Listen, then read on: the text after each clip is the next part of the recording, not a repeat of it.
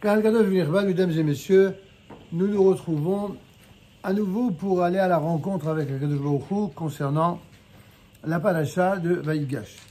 Dans cette paracha, nous voyons que nous poursuivrons cette rencontre entre les patriarches du peuple d'Israël, mais aussi de tous les fondements qu'ils vont établir dans ce peuple et les fondations du peuple d'Israël dans l'histoire d'Israël. Nous avons Yaakov Avinu qui est appelé par nos sages Behir Ha'avot, c'est-à-dire l'être le plus choisi, le plus, on pourrait, si on osait dire, raffiné. Évidemment qu'Abraham est important, que Yitzhak est important, mais si Abraham, on l'a déjà dit plusieurs fois ici, eh bien incarne les valeurs de bonté, de douceur, de clémence, etc. Si Yitzhak incarne les valeurs de rigueur, mais aussi parfois de dureté, de justice et aussi de protection, voire même de guerre quand c'est nécessaire.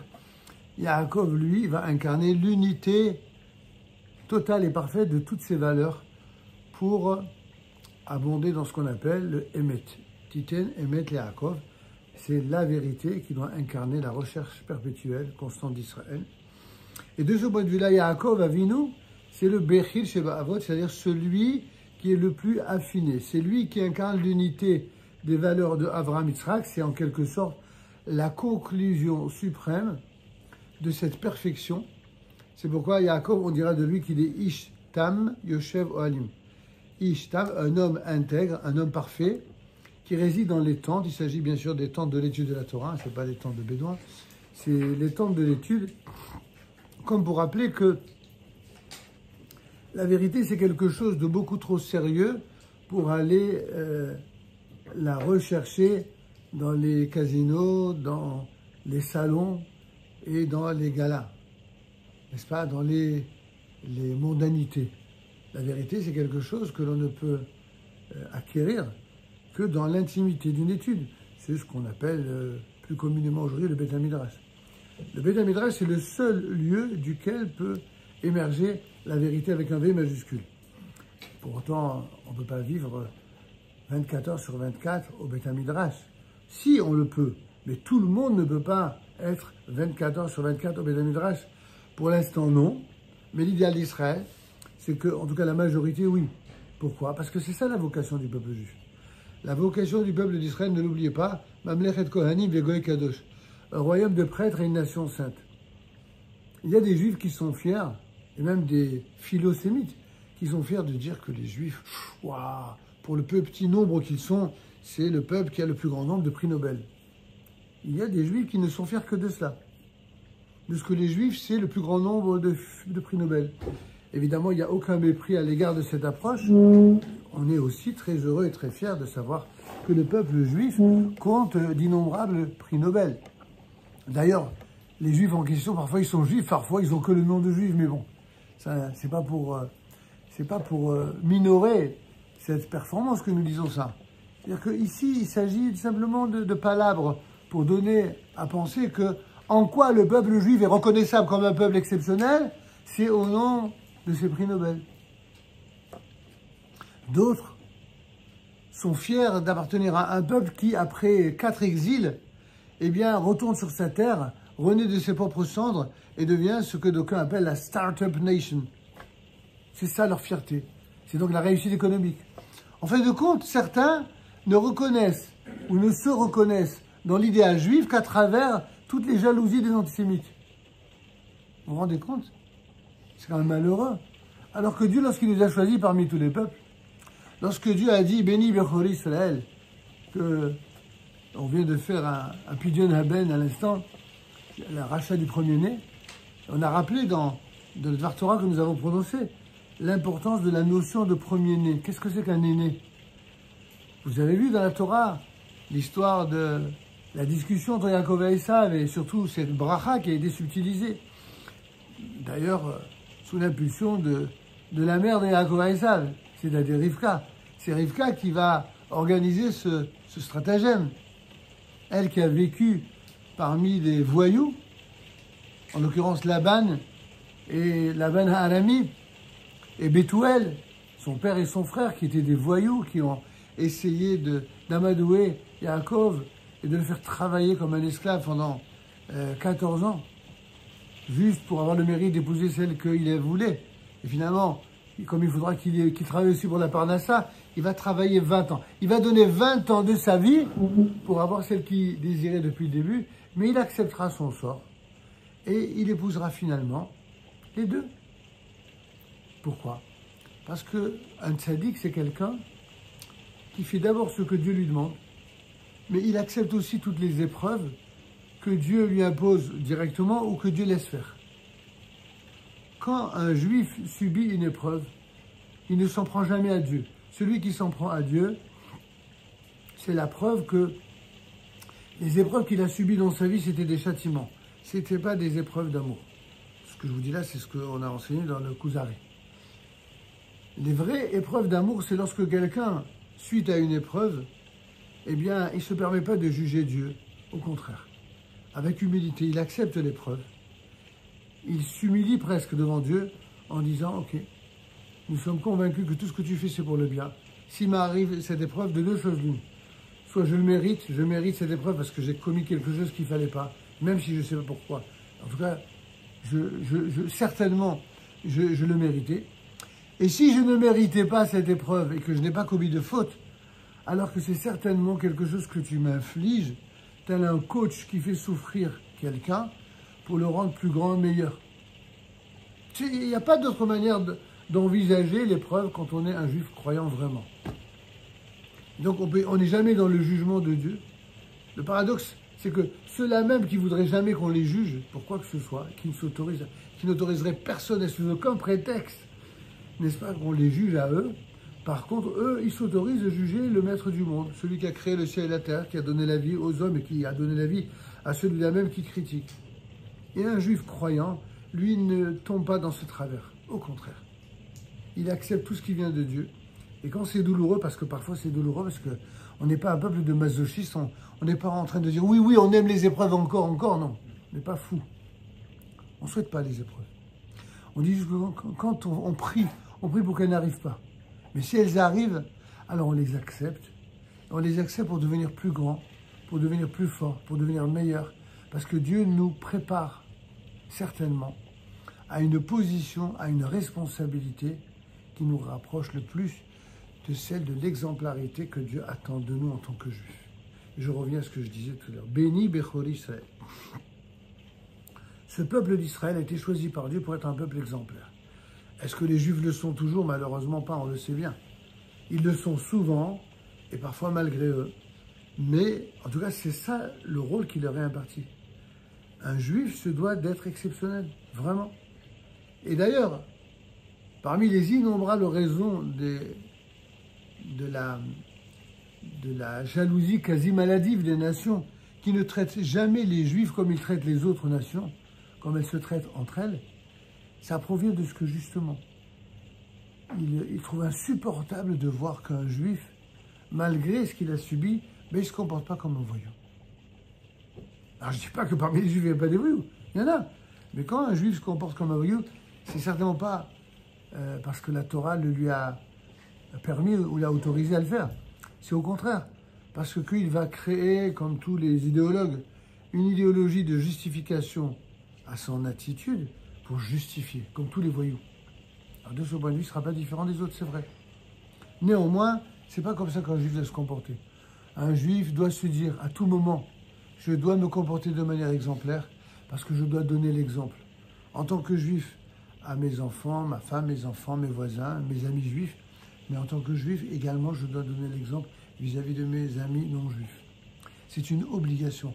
Non pas qu'on se prend pour meilleur que les autres, mais on a pour objectif de devenir le mieux possible parce que c'est ça que Dieu attend de nous. Et du coup, ça nous redonne la définition de ce que c'est qu'un aîné. Pourquoi Rivka a fait ce stratagème? Parce qu'elle a vu que Esav, il méprisait le droit d'aînesse. Il méprisait ce qui va avec le droit d'aînesse, c'est-à-dire l'exemplarité. Et Rivka, elle a dit quoi? Mes enfants qui sont nés de Abraham et de Yitzhak, ce serait Esav, qui méprise la Bechora, qui méprise l'exemplarité de l'aîné, qui serait l'aîné, je n'accepte pas. Je veux que ce soit Yaakov, parce que lui, il a compris ce que c'est que l'exemplarité. Et donc Yaakov, c'est lui qui va s'appeler Israël. Yaakov, Israël. Avant d'abord la lutte avec l'ange, il s'appelait Yaakov. Après la lutte avec l'ange, qui n'est autre que l'ange de Esav, il s'appellera Israël. Et donc, on voit, en conclusion, si vous voulez, de cette paracha de Miketz, et en conclusion de Miketz et en préparation à Vaïgash, on verra qu'il y a ici l'ensemble des tribus d'Israël qui seront réunies, qui seront représentées, certaines qui proviendront de Léa et d'autres qui proviendront de Rachel. Donc les deux femmes qu'a épousé Yaakov, elles sont utiles, elles sont nécessaires pour les enfants qu'elles vont mettre au monde. Les uns vont incarner la royauté d'Israël, en Eretz Israël, et d'autres, une autre forme de royauté, qui est celle de la royauté de la Torah. La royauté de la Torah, qui n'est pas moins importante. Les deux royautés sont essentielles. D'ailleurs, il y a 3 couronnes recensées par nos sages, la couronne de la prêtrise, de la Kehuna, la couronne de la Torah et la couronne de la royauté au sens politique. Et enfin, il y a une autre couronne, une dernière couronne. C'est Keter Malchut. Pardon, excusez-moi, ça c'était la 3e couronne, Keter Malchut. Il y a une 4e couronne qui est Keter Shem Tov, la couronne de la bonne réputation, du bon renom. Quelle est la couronne qui surpasse la totalité de toutes les couronnes? C'est la couronne de la noblesse, de la bonne réputation. Quand quelqu'un est quelqu'un de bien, qu'il soit Kohen, qu'il soit Israël, qu'il soit Talmid Chacham, qu'il soit le roi ou qu'il soit un simple fidèle, c'est la couronne de la vertu, de la droiture, de l'intégrité. C'est ça que Dieu attend de tout le peuple d'Israël. C'est pour ça que Dieu nous a choisis. Il nous a choisis pour que nous soyons un exemple, un modèle pour les nations du monde de ce qu'est la vraie vertu. Pas les vertus pour faire du lyrisme ou de la poésie. Non, non. Une vertu assumée, une vertu exemplaire dans les faits. Et c'est ce que vont nous donner en exemple Abraham, Sarah, Yaakov à tour de rôle. Jusqu'à ce que finalement, on arrive à la paracha de Vaïgash, qui, elle, va nous montrer ces 2 dimensions que sont Yehuda et Yosef. Vaïgash élève Yehuda. Quand Yehuda va s'approcher de Yosef, en vérité, Yosef, à ce moment-là, aux yeux de Yehuda et de ses frères, qui est-il? Il est le vice-pharaon d'Égypte. Il n'est pas connu ni reconnu comme ses frères, pas encore. Souvenez-vous que lorsque Yosef a été vendu par ses frères, c'était un imberbe, il était jeune. Et il était d'une pureté sur le plan moral et spirituel tellement hors du commun que c'était comme un ange. Et malgré tout, pour diverses raisons dont on a déjà parlé, évoquées dans le passé, eh bien Yosef a été mis à rude épreuve, de la même manière que parfois il arrive qu'entre juifs, il y ait des dissensions qu'on ne comprend pas. On se dit, mais c'est pas possible. Comment ils peuvent être à ce point les uns contre les autres?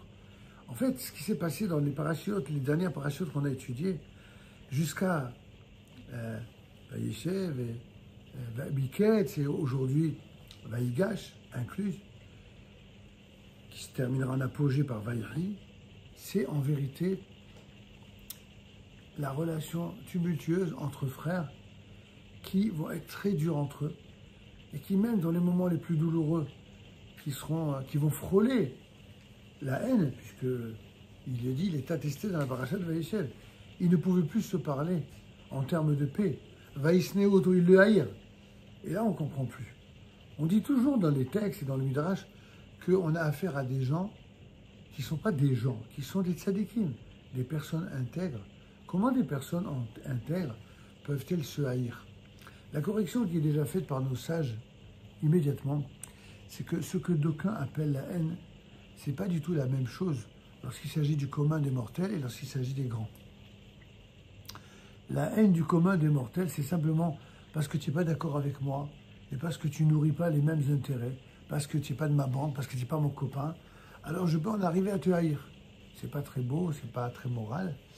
Et finalement, c'est simplement le reflet d'un intérêt tout à fait égocentrique. Ce que d'aucuns appellent la haine entre Yosef et ses frères, ça n'a rien à voir du tout. Cette haine, en tout cas cette apparence de haine, elle est mue par un mépris des valeurs qui sont considérées comme sacrées. Prenons un exemple simple. Un père va donner une éducation morale, tant sur le plan idéologique, sur le plan des idées, que sur le plan du comportement à ses enfants.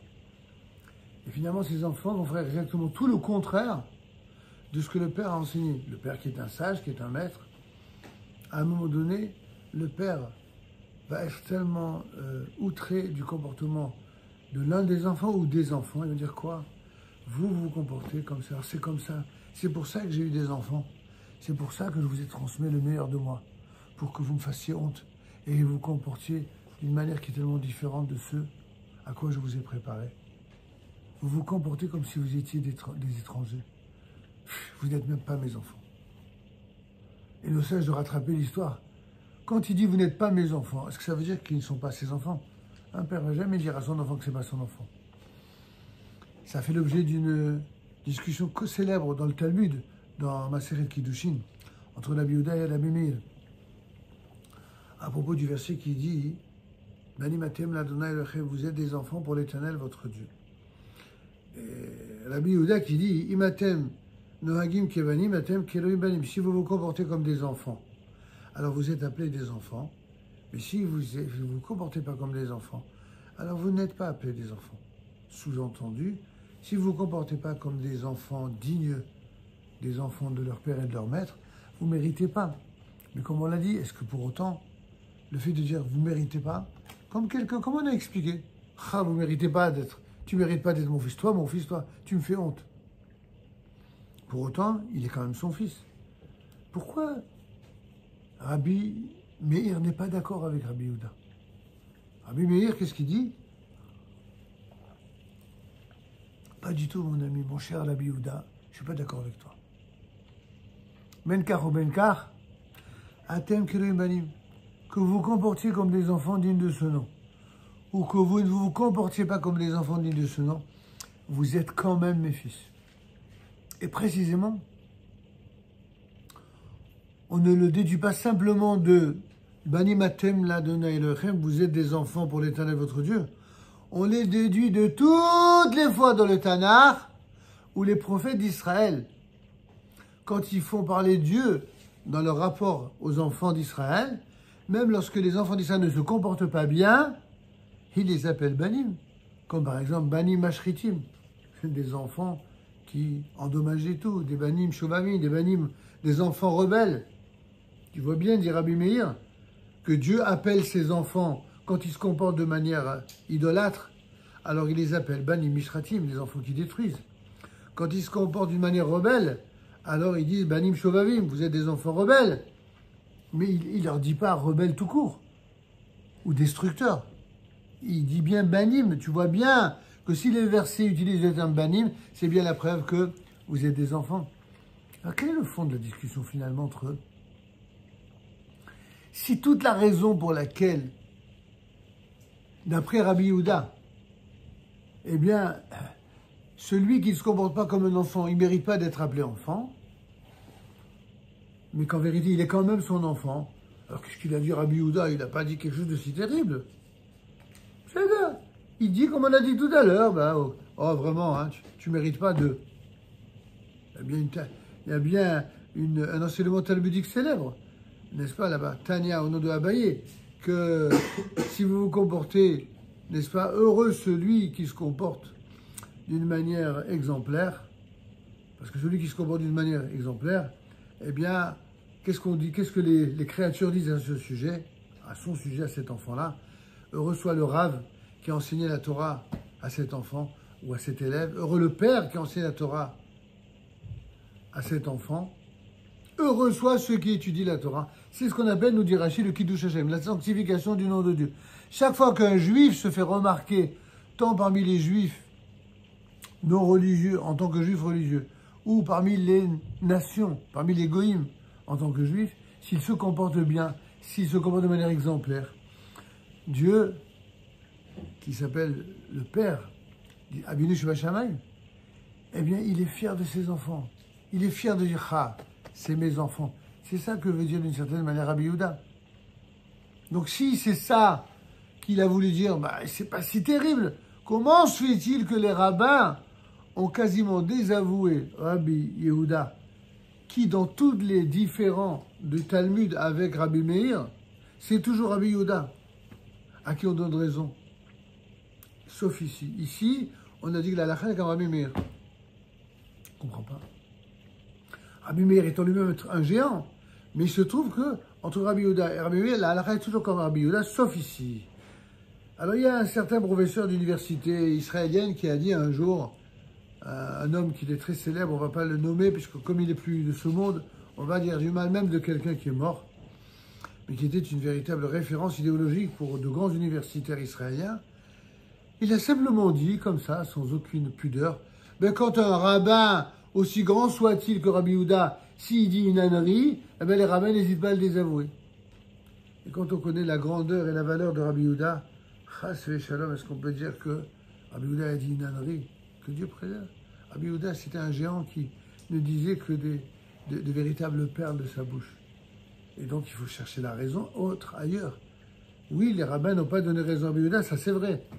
Mais c'est pas pour désavouer Rabbi Yehuda, chas v'shalom. C'est pour désavouer ceux qui, dans l'histoire d'Israël, surtout dans l'histoire des ennemis d'Israël, ceux qui allaient se servir de l'argument de Rabbi Yehuda pour faire du mal et pour brûler les Juifs. Ceux qui ont brûlé les Juifs, pourquoi ils ont brûlé les Juifs pendant presque 15 siècles? Parce qu'ils ont dit, vous savez, jusqu'à ce que vous ayez fait la faute du veau d'or, c'est vrai, vous étiez les enfants de Dieu. Vous étiez bénis Bechor Israël. Vous étiez bel et bien le peuple élu de Dieu. Mais du jour où vous avez fait la faute du veau d'or, Dieu a regretté et vous n'êtes plus le vrai Israël. Désormais, le vrai Israël, c'est plus vous, c'est nous. Vous avez bien compris de qui j'ai parlé. Tout l'enseignement du monde chrétien, en tout cas au moins jusqu'à Vatican II, c'était de dire, même si certains n'ont pas désarmé, c'était de dire que le vrai Israël, c'est plus les Juifs. Le Vérus Israël, le vrai Israël, c'est les chrétiens. Et donc lorsqu'ils brûlaient, qu'ils massacraient des Juifs pendant des siècles, c'était au nom de Dieu, pour leur donner la correction. Dieu, n'est-ce pas, les aurait évidemment proclamés, ceux qui sont le vrai Israël, et qui ont été ainsi chargés par injonction divine de donner la correction aux Juifs et de les affubler, n'est-ce pas, de les accabler plutôt de malheur, en disant, ben vous voyez tout ce qui vous arrive, ben, c'est parce que vous avez fait la faute du veau d'or. Donc c'est pour ça que vous n'êtes pas aimés. Et ça, c'est la spécialité des antisémites de tous les temps, qu'ils soient d'origine chrétienne, qu'ils soient d'origine musulmane, qu'ils soient d'origine athée et d'extrême gauche et autres. Tous les antisémites ont toujours fait du mal aux Juifs, et une fois qu'ils ont réussi à leur faire du mal, ils ont dit, vous voyez, c'est la politique que vous menez qui vous amène tous ces malheurs. Regardez le cynisme des antisémites. Ça a toujours été ça. Et donc, Rabbi Yehuda, même si ce qu'il disait lui, c'était pour des raisons hautement élevées, Rabbi Meir, il a vu sur ce coup-là, si je puis dire, il a vu encore plus loin. Rabbi Meir a dit, mais absolument pas, je peux prouver par les versets que même quand les enfants d'Israël se comportent mal, et bien sûr, c'est pas bien quand les enfants d'Israël se comportent mal, que jamais un juif ou un groupe de juifs ne doit donner sur un plateau d'argent à nos ennemis, quels qu'ils furent, et quels qu'ils soient, les arguments dont ils vont se servir pour nous faire du mal, pour nous tuer, pour nous brûler. Et c'est pour ça que les rabbinim n'ont pas donné raison, les rabbins du Talmud n'ont pas donné raison à Rabbi Yehuda. Pas chas v'shalom, parce que Rabbi Yehuda aurait dit une ânerie, pas du tout. C'est parce que ce qu'a dit Rabbi Yehuda, c'est un idéal. Lorsque les nations du monde auront compris le caractère unique et exemplaire des Juifs, alors peut-être qu'on pourra revenir aux considérations de Rabbi Yehuda. Mais jusque-là, alors c'est effectivement l'opinion de Rabbi Meir qui doit être retenue pour dire aux nations, vous croyez que vous allez justifier vos saloperies vis-à-vis des Juifs par de l'idéologie? Vous n'avez pas besoin. Vous avez toujours une mauvaise foi d'avance. Vous avez toujours une réécriture de l'histoire d'avance ou de retard pour justifier ce qui est insoutenable et inqualifiable, votre soutien aux terroristes, votre soutien aux ennemis d'Israël. Et donc Rabbi Yehuda, il dit ce qu'il a dit dans son esprit à lui, mais les Chachamim nous disent non. Rabbi Meir vient et vous dit, ben kar ou ben kar, qu'un juif se comporte bien ou qu'il se comporte mal, sachez que ce juif, il appartient à un peuple, et que ce peuple-là, bien sûr que si un juif se comporte mal, il aura des comptes à rendre à Dieu et même à la société. Mais en tant qu'individu, en tant que nation, en tant que peuple, ce peuple-là, c'est un peuple qui est protégé par Dieu, tout simplement parce que ce peuple-là, Dieu l'a choisi pour un rôle que personne sur la terre ne pourra jamais lui remplacer, jamais se substituer à lui. Et donc c'est ce que dans Vaïgash, on va arriver à comprendre. Évidemment, je ne vais pas développer parce que ce serait trop long, mais je vous invite à relire toute la traduction du combat idéologique auquel se livrent Yehuda et Yosef. Le combat idéologique entre Yehuda et Yosef, c'est le combat idéologique entre les différentes conceptions du judaïsme dans le rapport à la Torah et à la terre d'Israël. Relisez avec cette clé de compréhension et d'interprétation. Relisez bien la paracha de Vaïgash, et là vous comprendrez ce que le Rav Kook alav shalom nous a absolument dévoilé. Un seul élément par lequel je vais terminer, c'est la fameuse haine apparente des Shevatim, des tribus, et donc des frères, qui ne vont pas être là pour maintenir leur opposition et leur haine, mais pour contribuer à leur ardout, à leur unité. Tout le paradoxe de la haine des juifs dits anti-juifs ou antisémites, et malheureusement, on l'a vu encore pendant au moins 1 an à 2 ans en politique, comment certains juifs préféraient être en intelligence avec l'ennemi intérieur d'Israël plutôt que d'être en intelligence et en fraternité avec ses propres frères. D'où ça vient? D'où vient cette horrible attitude? Elle provient de ce qui, en préfiguration, est déjà apparent dans les combats entre Yosef et ses frères. Les raisons des combats sont des raisons infiniment plus élevées. Ce qui nous amène à un chidouche magnifique dans Masechet Psachim, à propos de la question qui est posée, mais je ne comprends pas. On dit que Yosef, il a dit du mal de ses frères, mais Yosef, on dit que c'est un tzaddik. Mais un tzaddik, il n'a pas le droit de faire la lachon hara. Comment justifier le lachon hara, c'est-à-dire toutes les choses qu'il allait rapporter à son père, en disant du mal de ses frères? Réponse, oui, mais même dans le lachon hara, il y a des règles que certains ne connaissent pas. Il est vrai qu'on n'a pas le droit de faire du lachon hara, c'est vrai. Il y a quand même une ou deux exceptions à cela. Laquelle? Un père a le droit d'écouter du lachon hara sur son fils ou un maître sur son élève lorsque celui qui le prononce n'est pas quelqu'un de mauvais, mais quelqu'un de profondément bon, de profondément intègre. Celui qui d'habitude n'a de désir dans la vie que de faire et de dire du bien. Alors s'il est si bon, pourquoi il dit du mal? Il dit du mal parce qu'il sait que le mal qu'il va dire au sujet de l'élève du maître ou du fils de son père, il sait très bien que l'amour d'un maître pour son élève et l'amour d'un père pour son fils sont des amours bien trop grands pour être influencés par le mal qui va être dit, dans la mesure où le mal qui est dit n'est pas pour nuire, pour faire du mal, pour que le maître ou le père puisse penser du mal. Au contraire, c'est pour que le maître ainsi que le père puissent exercer une influence afin que l'élève ou l'enfant change son comportement. En d'autres termes, si ce que vous dites, vous ne le dites pas pour faire du mal, pour attirer du mal sur la personne sur laquelle vous dites du mal, mais que vraiment, parce qu'en fait vous l'aimez, vraiment vous-même vous l'aimez, et que ça vous fait du mal de voir que cette personne se perde dans un comportement qui ne lui correspond pas, qui n'est pas à la hauteur de la fonction ou de l'aspiration à laquelle il est censé atteindre, dans ce cas-là précisément, même si ça risque d'entraîner de la sina, de la haine, c'est une haine passagère qui est pour un intérêt supérieur. Cette haine-là, ce n'est pas une haine pour haïr, c'est une haine pour construire. Est-ce que vous comprenez cette nuance? Elle est très subtile et le Rav Kook développe tout un chapitre énorme là-dessus. Je vous invite évidemment à le découvrir. On fera d'autres cours en vidéo sur cette notion singulière qui sort des sentiers battus, puisqu'habituellement on dit que la haine, il n'y a rien de pire. C'est vrai qu'il n'y a rien de pire, sauf lorsque c'est la haine qui provient de gens qui ne sont pas des gens haineux, mais des gens qui n'ont pas la haine pour les personnes, mais la haine pour le mal. Vous comprenez la différence?